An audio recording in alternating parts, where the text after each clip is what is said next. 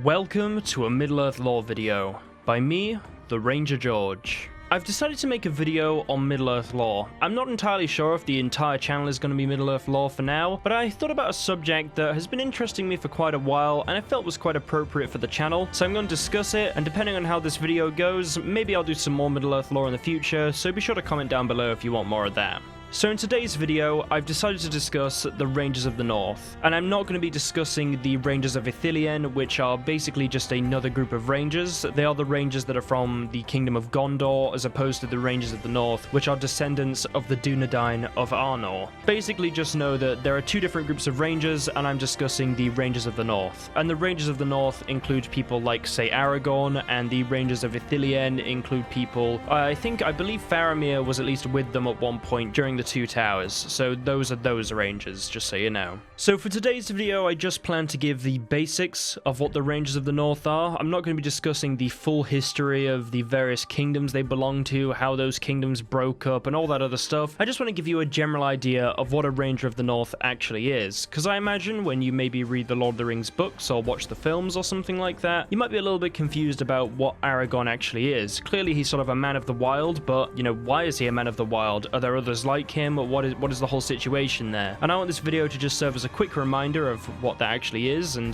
just so you know a little bit of information. So the Rangers of the North are quite a mysterious, secretive group of nomadic people, and they can be found around Eriador, which is a large region situated in the northwest of Middle-earth. A lot of what the Rangers of the North did is not actually recorded or written down anywhere, because they're quite a secretive people and they don't like to sort of brag about their deeds and say what they've done. So for a large part, what they actually have done of note is not exactly known to the people of Middle-earth. They would sort of defend against little packs of orcs that would try and slip in and invade the various kingdoms, as they no longer had their own kingdom to defend at that point, which was the Kingdom of Arnor. In particular, the hobbits of the Shire were able to pretty much just be able to do their own thing and live their normal lives under the protection of the Rangers. And I don't think the hobbits even really knew this. They just kind of lived their lives and were pretty happy about it. I don't think they knew they were getting actively defended by the Rangers in a lot of different areas. And it wasn't like the Rangers went out to specifically defend the hobbits. They would just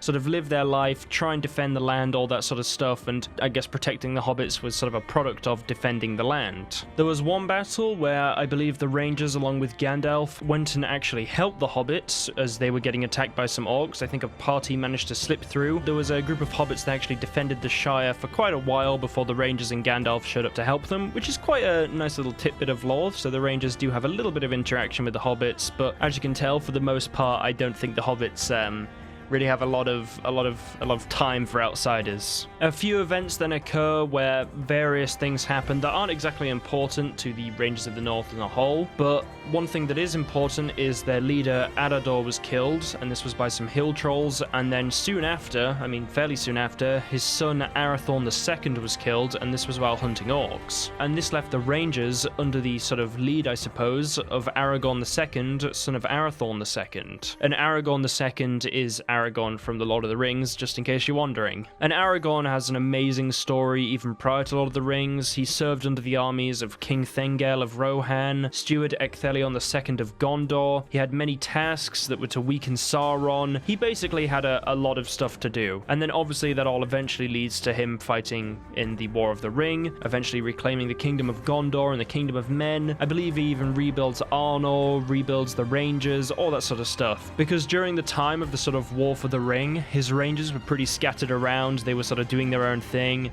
And when he eventually became king again, he reunited everybody. And I believe even a group of Rangers tried to help him during the actual war at some point. And I think this was specifically in the sort of battle at Minas Tirith, if you remember this battle, and this is known as the Battle of Pelennor Fields. I mean, something that I hope I have highlighted here that you might not have got the sort of scope of is that for over 1,000 years, the Rangers of the North, they managed to defend the lands of Eriador, the ways of their people, the Dunedain. They managed to survive. These are some very, very strong people, and they didn't just survive, they defended the peoples of Middle-earth. People that they didn't necessarily have a obligation to defend.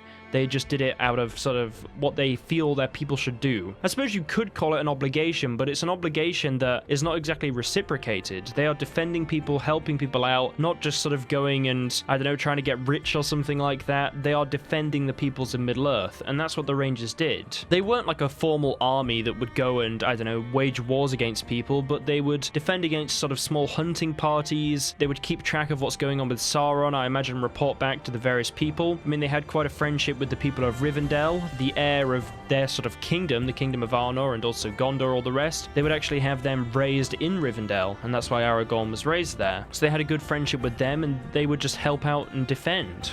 That's basically what a ranger's role was. They would help, they would defend, they would hunt, they would live their own lives. Assuming they had a lot of Dunedain blood in them, they would live for a very, very long time. And they were very mysterious. Not much is really known about the specific things they did. We just know about the things where other people had sort of reported what they did. They didn't really write a lot of what they did themselves down. But anyway, that's it for my video on the Rangers of the North. I hope you've all enjoyed. Just wanted to do a quick video, something I didn't have to put so much time into, just a quick discussion of this interesting subject. I hope you've all enjoyed. If you want to see more Middle-earth lore videos, if you're interested in this sort of stuff, if you want to see me discuss some other things like, I don't know, the woodland realm, I could discuss the dwarves of Erebor, their sort of history before, I guess, these sort of events of the Hobbit and all the rest. That might be quite a fun thing to do, so be sure to leave a comment to let me know. I'm also considering some other ideas, love to hear what you'd want from this channel, and yeah, be sure to like, comment, subscribe, all that sort of stuff, guys, and I will see you all in the next video, whatever that happens to be. So have an awesome rest of the week, guys. Really do appreciate it.